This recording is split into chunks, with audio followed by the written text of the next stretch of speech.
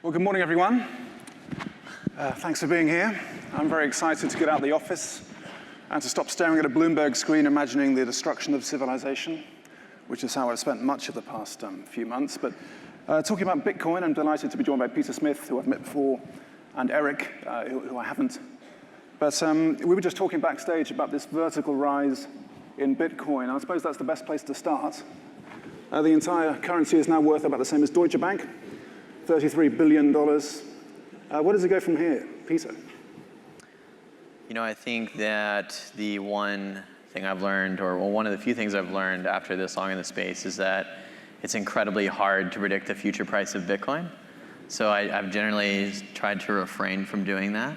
But I think that you could look at it in two ways. One is that at the size of Deutsche Bank, if you look at Deutsche Bank today, maybe Bitcoin is an incredible bargain. You could also look at it as, this entirely stateless, unregulated, which isn't really true anymore, but sort of amorphosis out of thin air, and you can wonder how could that possibly be worth, $30 billion plus dollars. So I think there's a lot of ways of looking at it. In terms of where we're at as an industry today, I think over the last 3 years, we've seen a lot of fundamental value created in the industry, a lot of delivery on the hype from probably 4 years ago. That said, I think that people often lose sight of the fact that Bitcoin is a really huge idea, and that really huge ideas only really work out if they end up being really huge. There's not a lot of midterm outcomes for an idea as big as Bitcoin. And so for something like Bitcoin, if it's not growing constantly, if it isn't hitting new highs, if we aren't constantly expanding the number of people that use it in the world, it probably has a serious problem. And so, for me, people often ask me where I think Bitcoin's going to be in 6 weeks, 8 weeks, 12 weeks. I think the better question is where it's at in 10 years. And for me, it's either, $150, $200 billion market cap at least, or it's probably zero. A sensible hedge. I want to come back to the usage question there. But Eric, what are your views on the price? Because every time I look back, it's added another $10 or so. Yeah, so I'm seeing on the title here, Bitcoin Beyond 20 billion. When we came up with that title, that was what it had just passed. And right now, it's almost doubled from that, just since we created the name of this panel. So Bitcoin is obviously in a super bullish mode, and it will absolutely enter another bubble. People should expect bubbles in these cryptocurrencies. They have been with us since the beginning of time, and in crypto they are especially pronounced.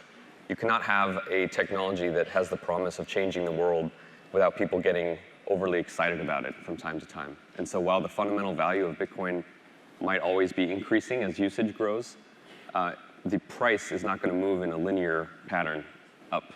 It's going to go in these cycles.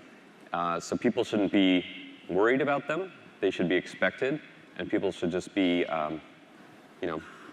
buy when it's feeling low, and liquidate a little when it goes into these rally modes, and you'll probably be okay. Okay. And do we have any theories? Have any solid theories emerged as to why we've had this really sudden ramp up in the past couple of months? Is it anything to do with ransomware fears? Are companies hoarding this stuff just in case they get shaken down by some cyber criminal? Bitcoin's been rising since mid-2014. So it's been in a bullish pattern for 3 years now. There's often sort of this impetus to define a cause or a reason for price movements, which it's our job. I think is inappropriate. Prices tend to move because hundreds of thousands or millions of actors are making millions of different individual decisions, and we don't know what all those are. It's a complex system. And so to define it as one cause or reason is not going to be correct.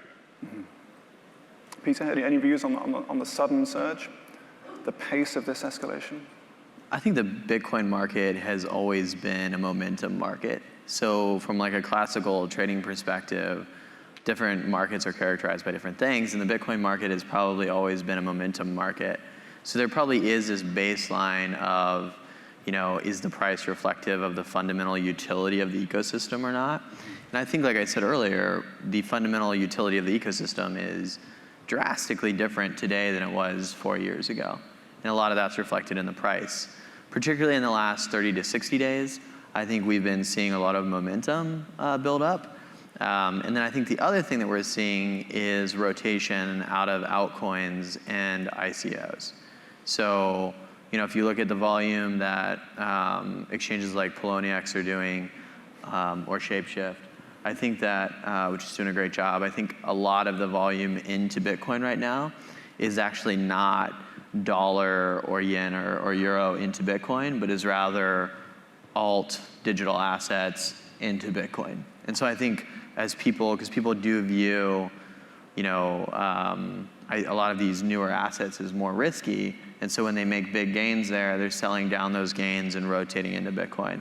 And so my guess would be that it's a lot of momentum, and then the beginning of a rotation out of the altcoin space and back into the Bitcoin space. Okay. Coming back on usage, I was always taught that one of the fundamental qualities of a currency is as a medium of exchange. And we ran a piece on the FT yesterday about Peach Aviation in Japan beginning to accept payments in Bitcoin for tickets and so on. So is it really beginning to catch on as a medium of exchange? So we have a pretty large user base that uses 12 million. Bitcoin. Yeah.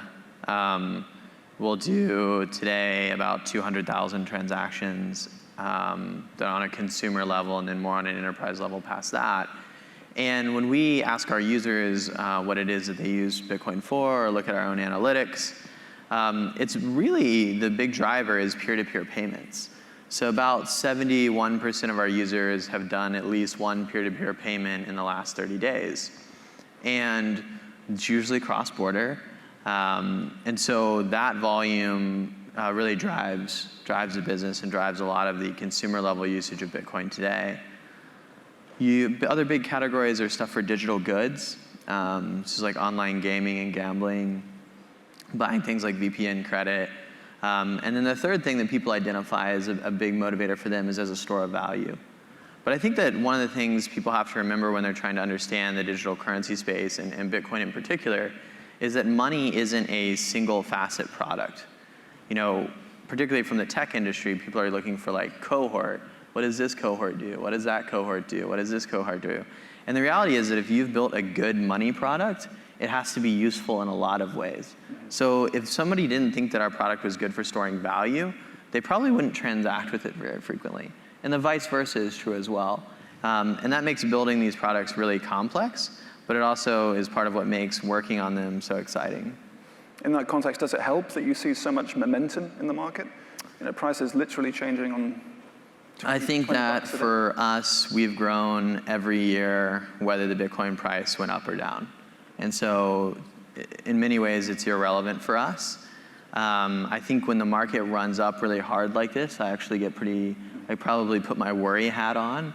I like to see slow and steady, but that's probably because I'm I think people on our team describe me as a cynical optimist. And so I'd rather see a slow, steady build than one of these big momentum swings. That said, I think one of the beautiful things about Bitcoin is that you get to see free market economics at work every day, and bubbles and creative destruction are part of that process. And so to a certain extent, I try to control my worry hat urges a little and embrace the momentum. I would say, unfortunately, slow and steady in any financial market is actually impossible. Because if you see a market that has slow and steady growth long enough, you'll start to front run it. And that slow and steady growth will start turning into steeper growth, and that will accelerate the process. You cannot have an asset that goes up in price 1% every month or 1% every 6 months or every day without people starting to thinking that it'll do the same tomorrow. And so that's why these bubbles form. They are inevitable, and they will happen in every asset, but especially in these crypto assets that are so small still. Right. And on the usage question, Eric, what are you saying amongst your users? How is it catching on as a thing? Well, so our users at Shapeshift are basically moving small amounts of their value between different digital tokens. And so probably 99% of the usage is speculation. It is people that are getting into other assets from Bitcoin or that are moving between those other assets. So we're very much sort of the first way that people would buy their Ethereum or the first way that people would buy their Monero. And and Bitcoin is in some ways the sort of conservative and least speculative of all these digital assets. So when people come to Shapeshift, it's often because they're trying to speculate even further out into the edges of this technology. And who are these people? Who are these speculators? Is it the type of people that I cover in my day job on a daily basis, the Wall Street funds, or is it more some guy in his basement? It is all different people. Only about 15% of our users are in the US, and the rest is scattered all over the world. We have, the sort of typical, Bitcoin tech person as a customer. We have little old ladies as customers. We have people in random countries that I've never visited before as customers, people that speak all different languages. And we don't really have a good typical user because it's been so diverse, which has been, I think, exciting to see, and it is emblematic of a system that is really affecting the entire world, not just a certain group of people in the West. Okay. Let's talk about some of the roadblocks. I mean, it's not evident in the price charts these days, but there have been skeptics about Bitcoin. Your site links, I know, to a site called 99 Bitcoins, and there's an obituary on the page of the amount of times that Bitcoin's been written off or murdered by the mainstream media. And by your reckoning, I think Bitcoin's died 130 times, and 4 of them at the hands of my newspaper. I think three of them, Isabella Kaminska, who's been a long-term skeptic of all things crypto, and Dan McCrum, the Capital Markets editor, also in that camp. But why do people want this thing dead, Peter? Look, I think that most of that is fake news.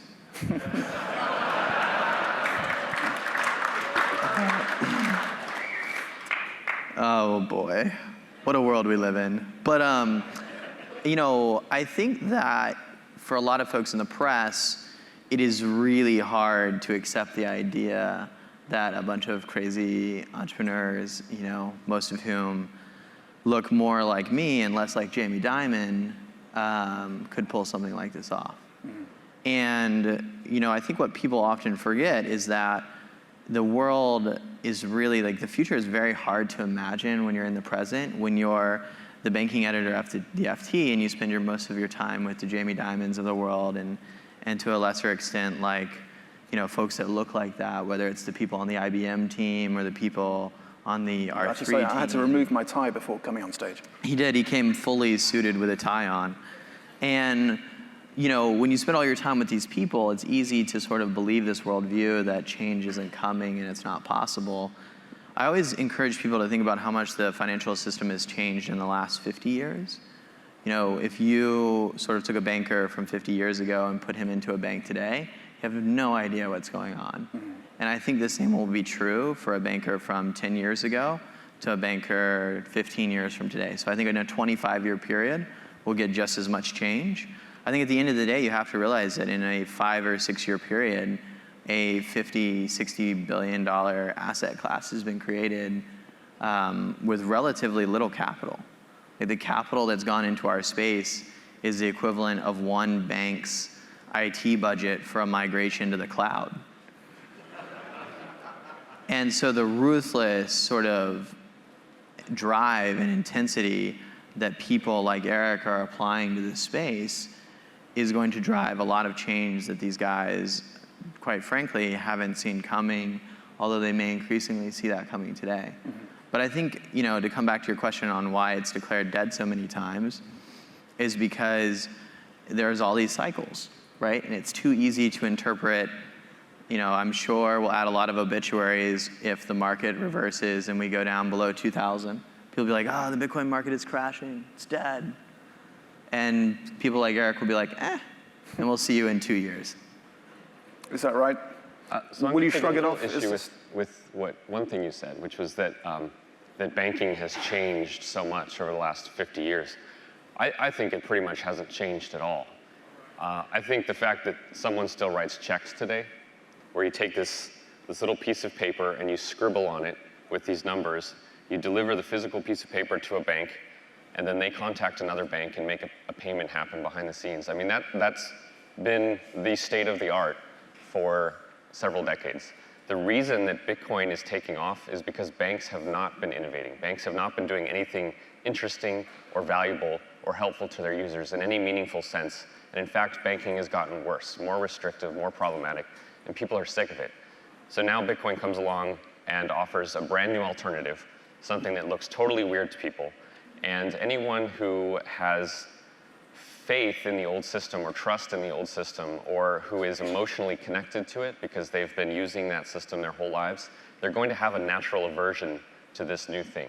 And I think people are very eager to write off Bitcoin whenever it has a problem, because they want some kind of validated excuse for not having to accept it or at least learn how it works. Okay, so let's talk about some of the roadblocks then, which I sort of alluded to earlier.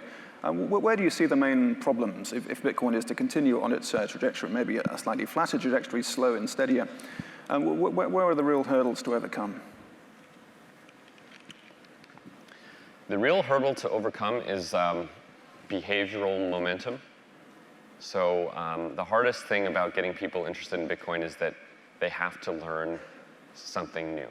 They have to learn about a new system. They have to learn about new terms and concepts.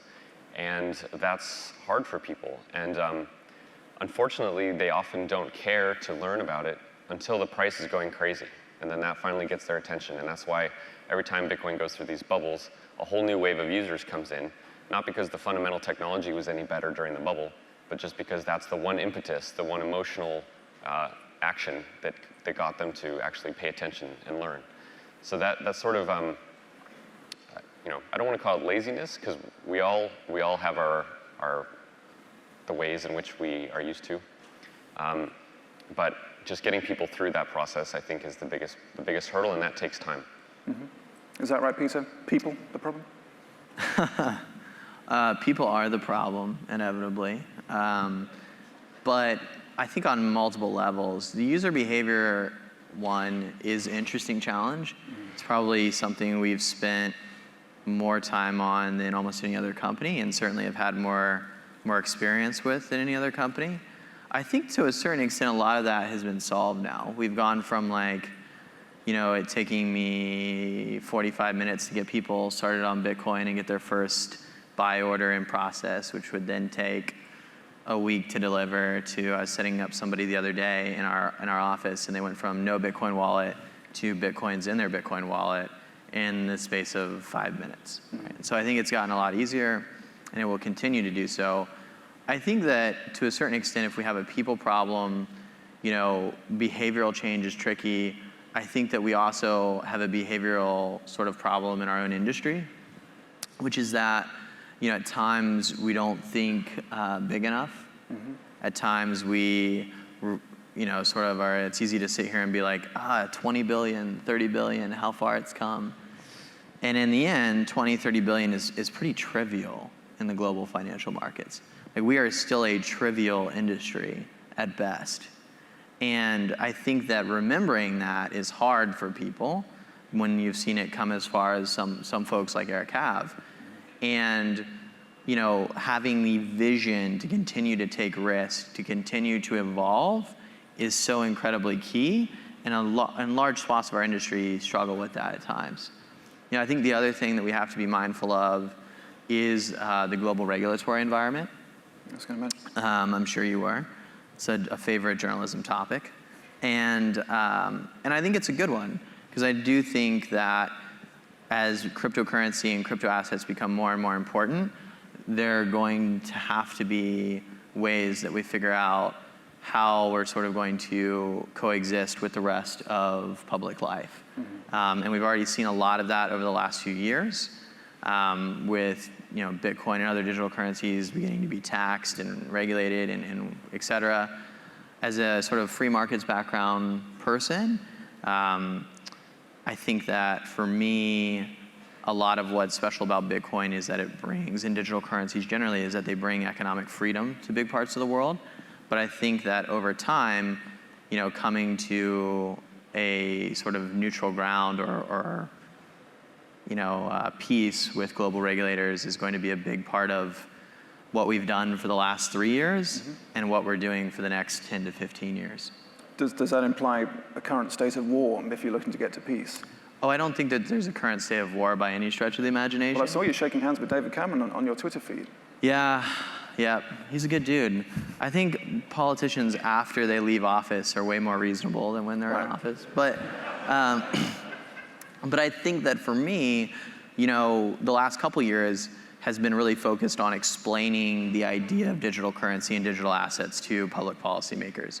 I think fundamentally, I have this optimistic belief that regulators and policymakers at the end of the day do have an interest in seeing value created, in seeing competition to the current quite woeful system, in seeing a better, more stable financial world. A lot of them do, to be fair to them. And so the last few years have been a lot about education, and our company has invested a lot of time and effort and money into that. Companies like Coinbase have invested a lot of time and effort and money into that. And across the whole industry, like the folks at Coin Center, there is going to be some point at which the industry is large enough that we're no longer really speaking in terms of education and stopgap measures, and we have to get to a point where we're coexisting, right? And I think that conversion will be an incredibly interesting moment in our industry. But you're not there yet. Eric, what's your experience? Do you feel like, Peter, that the more you talk to regulators, the more they get what's going on?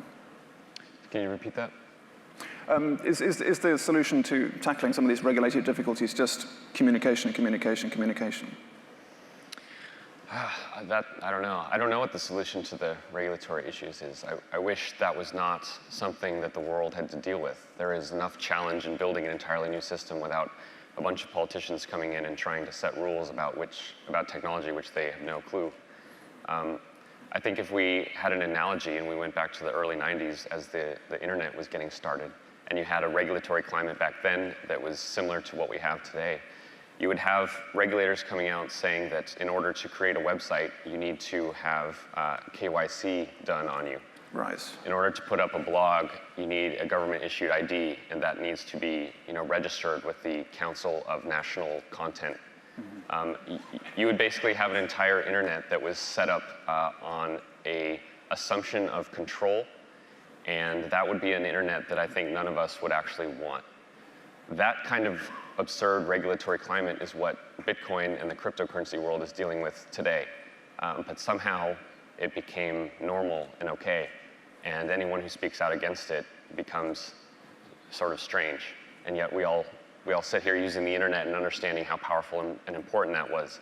And it is only powerful and important because of the freedom that it brought and because of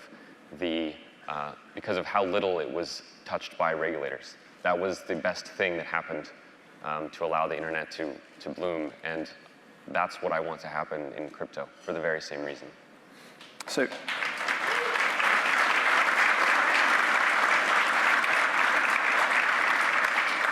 as you survey the landscape, the regulatory landscape in the US, are there any kindred spirits you see? Is there any chance of influencing these people?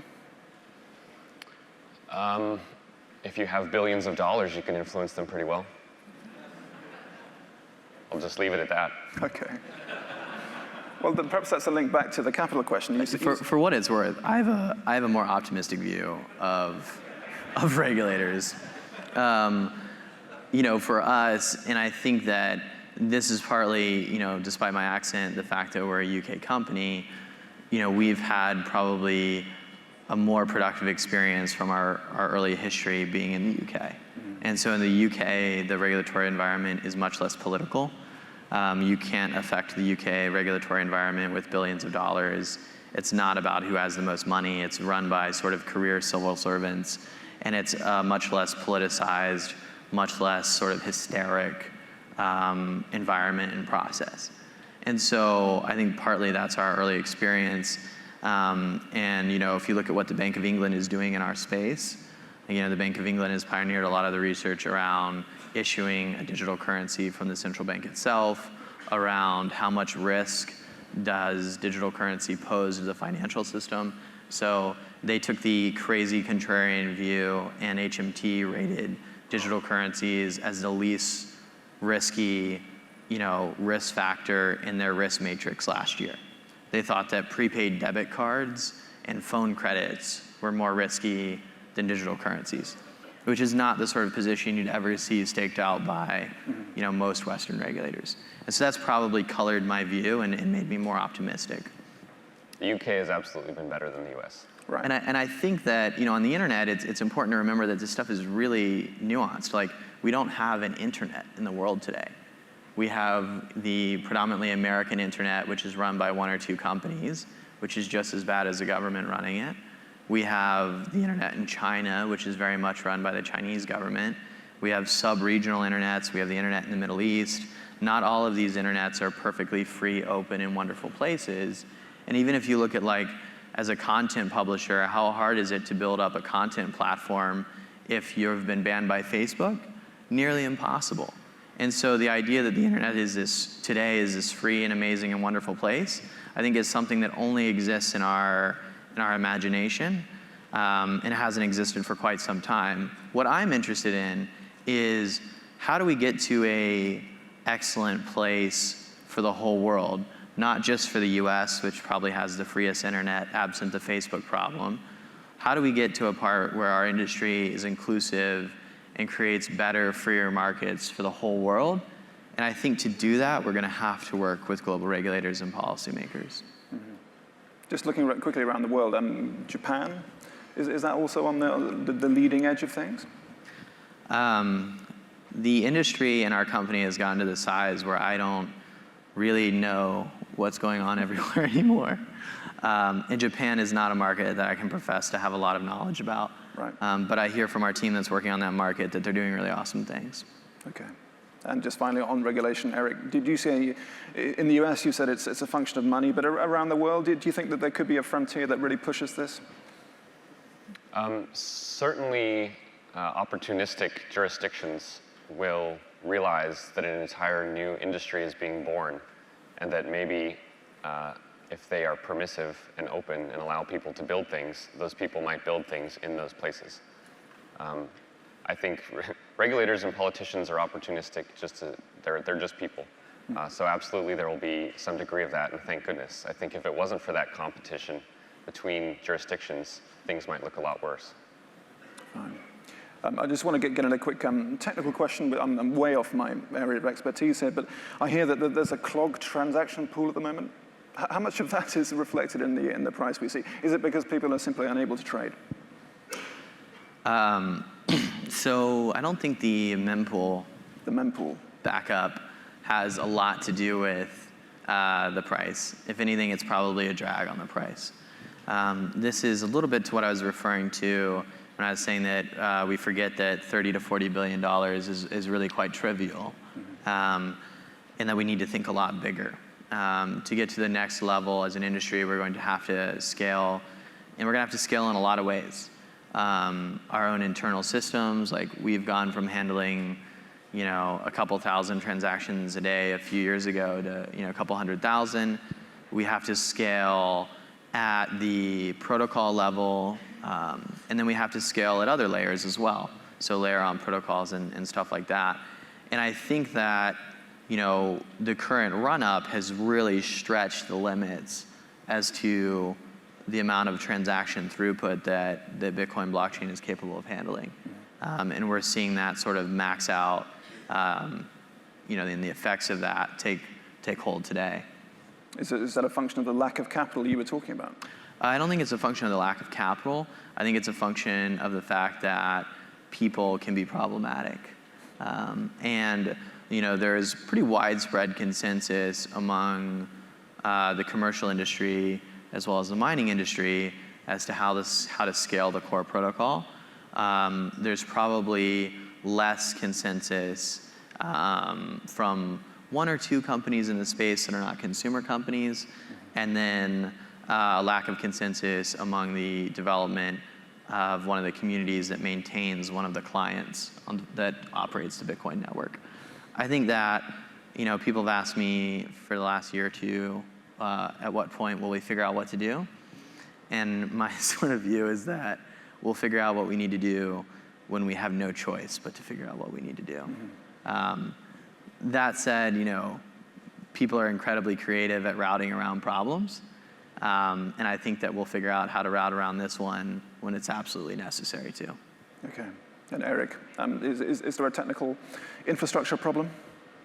Yeah, there's definitely a technical infrastructure problem. It'll get solved. I don't know if it will be solved by Bitcoin. I think it will be solved because the demand for money that moves around the world instantly at near zero cost is going to become seen as almost a human right at some point, just as the internet is now seen as that by many people. That demand for instant, cheap value transfer around the world will not stop. And so if Bitcoin cannot handle it, it'll move into some other asset that does. And the crypto industry generally is what is routing around the damage. This is one of the reasons why different digital currencies are rising so much relative to Bitcoin. I still think Bitcoin will overcome it, but if it doesn't, it almost doesn't matter because some other asset will. And all the merits and virtues that Bitcoin brings to the world will be carried forward in that other option.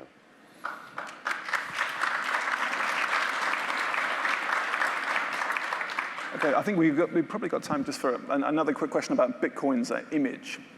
And perhaps linking back to the regulatory question where people associate Bitcoin with illicit flows, with Pirate Roberts, what was his name? The Silk Road scam. Do you, as an industry, need to work on this? Is this something that's really holding you back? Yeah, to clarify, Silk Road was not a scam. It was actually a very profitable business between consenting adults. I was parroting the FBI line. So I think the first thing is that people, when they ask this question, sort of forget that the vast majority of the world does not read the FT, the New York Times, or really consume that much news at all. And what they're really worried about is the service delivery. So most of our users don't use Bitcoin because it has an amazing image. They use Bitcoin because it delivers some value to them, either as a transactional platform or as a store of value. So people ask me, what do you think you should do to increase Bitcoin's image? I say nothing. I just build a more useful product. And that's really what's going to drive growth and going to drive adoption. I think the second thing is, as far as use of illicit, all technology is used for illicit activity of some kind. Skype was a huge boon to the child trafficking industry. WhatsApp has been a huge boon to terrorists globally. And these are uncomfortable truths. Facebook has become the greatest sort of recruitment tool for radicalists world over. And so technology has ups and downs. Would anyone seriously suggest getting rid of cheap, free, instant global communication? No, that is a tool whose benefits far outweigh the downsides. Would anyone like to get rid of Facebook as a global community that has done so much good for the world and enabled us to keep track of our friends and loved ones and done amazing things? No, no one would suggest that. But all of these technologies do have downsides. And the question is, how do you manage the downsides in a sufficient way?